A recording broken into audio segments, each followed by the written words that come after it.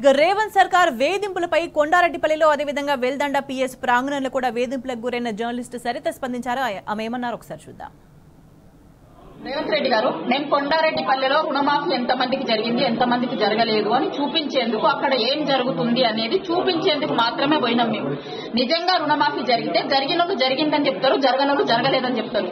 దానికోసం మీకు ఎందుకంటే అంత భయం? జర్నలిస్టులను ఆపాల్సినటువంటి అవసరం ఎందుకు వచ్చింది మీకు? మా మీద అటాక్ చేసిర్రు. అక్కడ మేము పోలీస్ స్టేషన్ పోయి కంప్లైంట్ ఇచ్చినాం. మధ్యలో ఫీడ్ కోసం ఆగి వస్తూ ఉంటే 2 బండ్లు మమ్మల్ని ఫాలో అయినాయి. మధ్యలో వెళ్దండి పోలీస్ స్టేషన్ కి వచ్చి ఆగడం జరిగింది. ఇక్కడ పోలీస్ స్టేషన్ లో కూడా పోలీస్ స్టేషన్ లోకి లోపలికి ఎంటర్ అవుతున్నప్పుడు చెయ్యి ఇట్లా నా మీదకి కొట్టడానికి వచ్చిండు. మేము మిమ్మల్ని ఒక్కటే అడుగుతున్నాం, రేవంత్ రెడ్డి గారు, మీ ఆడబిడ్డని, మీ ఇంట్లో మీ బిడ్డని, నా బిడ్డకి పెళ్లి టైంకి నన్ను లోపల పెట్టిరు, పోలీస్ స్టేషన్ వేసిరు, జైలు వేసిరు అన్నారు కదా. మీ బిడ్డ ఏజున్న పిల్లలమే కదా, మేమిద్దరం కూడా మీ బిడ్డ ఏజున్న ఆడబిడ్డలమే కదా. ఆడబిడ్డలకి ఇదా మీరు ఇచ్చేది? మీ ఇంటి ఆడబిడ్డకు ఒక రూలు, బయట ఆడబిడ్డలకు ఒక రూలా? మీరు రాష్ట్రం మొత్తంకి సీఎం కదా, మీరు రాష్ట్రానికి సీఎం కదా. ఆడపిల్లల్ని కాపాడాల్సినటువంటి బాధ్యత మీ మీద ఉంది కదా. ఆడపిల్లల మీద హైదరాబాద్ లోనేమో ఎక్కడ పడితే అక్కడ దాడులు జరుగుతాయి, తెలంగాణ మొత్తం ఎక్కడ పడితే అక్కడ దాడులు చేస్తాము, ప్రశ్నించినటువంటి జర్నలిస్టుల మీద కూడా దాడులు చేస్తామనా? మీ బిడ్డకు ఒక రూలు, వేరే ఆడబిడ్డలకు ఒక రూలా? మేము కూడా తెలంగాణ ఆడబిడ్డలమే కదా.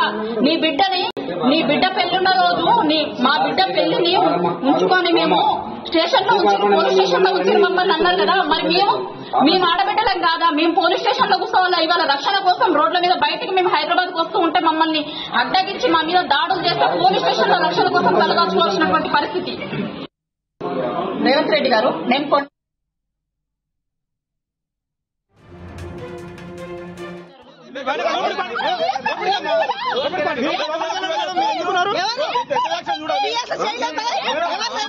పిఎస్ లోకి వచ్చి ఇదేం సార్ ఇంత ఘోరంగానా? తీయండి.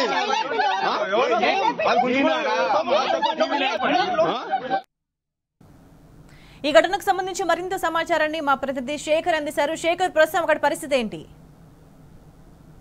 నాగర్ కర్నూలు జిల్లా పొంగూరు మండలం కొండారెడ్డిపల్లి సీఎం రేవంత్ రెడ్డి సొంత గ్రామానికి ఈ రోజు ఉదయం కవరేజ్ నిమిత్తము ఒక 2 మహిళా జర్నలిస్టులు సరిత, విజయారెడ్డి ఇద్దరు కూడా వాళ్ళ టీమ్ తో కలిసి అక్కడ రుణమాఫీ అయ్యిందా లేదా అని క్రమంలో, అక్కడ బయటలు తీసుకుంటున్నటువంటి క్రమంలో వాళ్ళను ఆ గ్రామంలో ఉన్నటువంటి కొంతమంది రేవంత్ రెడ్డికి సంబంధించినటువంటి యువకులు అడ్డుకోవడంతో ఇక్కడ కొంత గందరగోళం జరిగింది.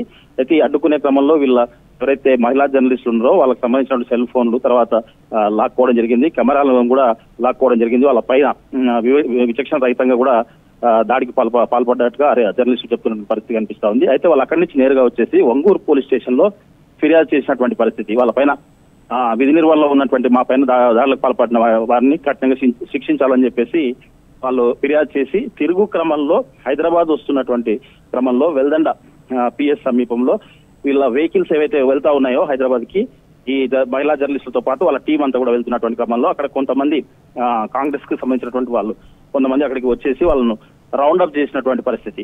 అయితే వాళ్ళు ఏం చేయలేని పరిస్థితుల్లో అక్కడే పోలీస్ స్టేషన్ కు పరిధిలో ఉన్నటువంటి ఫిర్యాదు అందడంతో వాళ్ళు వచ్చేసి స్టేషన్ లో కూర్చోమని చెప్పడంతో అసలు మాకు రక్షణ లేకుండా పోయింది. ఇదేం పరిస్థితి, అసలు ఈ పరిస్థితి ఎట్లా కొనసాగుతుంది? ఈ క్రమంలో అంటే మేము కవరేజీకి వెళ్ళడమే తప్ప, ప్రశ్నించడమే తప్ప అని చెప్పేసి మహిళా జర్నలిస్టులు పోలీసు ప్రొటెక్షన్ మాకు పూర్తి స్థాయిలో లేదని చెప్పేసి పోలీసుల మీద కూడా వాళ్ళు అంటే ఎవరి డైరెక్షన్ నడుస్తా ఉన్నారు, ఎందుకు మహిళా జర్నలిస్టులే కాకుండా అందరినీ ఎందుకు ఇబ్బంది పెడతా ఉన్నారు అని చెప్పేసి వాళ్ళు ఆవేదన వ్యక్తం చేస్తున్న పరిస్థితి కనిపిస్తా ఉంది. మొత్తంగా అక్కడ పోలీసులు అంటే అటాక్ చేయడానికి వచ్చిన వారిని నిలదించే ప్రయత్నం చేసినప్పటికీ కూడా వాళ్ళు నిలువరించకపోవడంతో పాటు వాళ్ళు అంటే ఎందుకు మీరు అసలు ఎవరు, మీరు ఏం ఛానల్, ఎందుకు వచ్చిండ్రు, ఏం పని మీరు రావాల్సిన అవసరం లేదు ఇక్కడ అనే యాంగిల్ వాళ్ళు ప్రతిదాడి చేస్తున్నట్టుగా మనకు పూర్తిగా అక్కడ అర్థమవుతా ఉంది. ఏదేమైనప్పటికీ ఇది ఒక దుర్మార్గమైన చర్యగా చెప్పొచ్చు. ఇటువంటి పరిస్థితి దాపరించడం నిజంగా కూడా ఏమైనా చర్య? ఒక మహిళా జర్నలిస్టులకు అంటే జర్నలిస్టులకే రక్షణ లేకపోతే మామూలు ప్రజల పరిస్థితి ఏంటి? ప్రశ్నించిన జర్నలిస్టులను కూడా వదిలిపెట్టడం లేదనేది దీని ద్వారా మనకు కూలంకుషంగా అంటే క్లియర్ గా అర్థం అవుతా ఉంది. మొత్తంగా చూసినట్టయితే మనకు ఇక్కడ ఈ రోజు ఒక అంటే ఈ రోజు ఒక దుర్దినంగా కూడా మనం చెప్పవచ్చు. ఎందుకంటే మహిళా జర్నలిస్ట్ మామూలు జర్నలిస్టులకు కూడా రక్షణ లేకపోతుందంటే మహిళా జర్నలిస్టులకు కూడా రక్షణ లేకుండా పోతుంది అనేది నిజంగా కూడా ఇది హేయమైన చర్య అని చెప్పవచ్చు. మొత్తంగా ఈ క్రమంలో ఇది నడుస్తా ఉంది. కాసేపట్లో మరి ఏం జరుగుతుందనేది మనం వేచి చూడాల్సిన పరిస్థితి ఇక్కడ కనిపిస్తా ఉంది. స్వేచ్ఛ. రైట్ శేఖర్.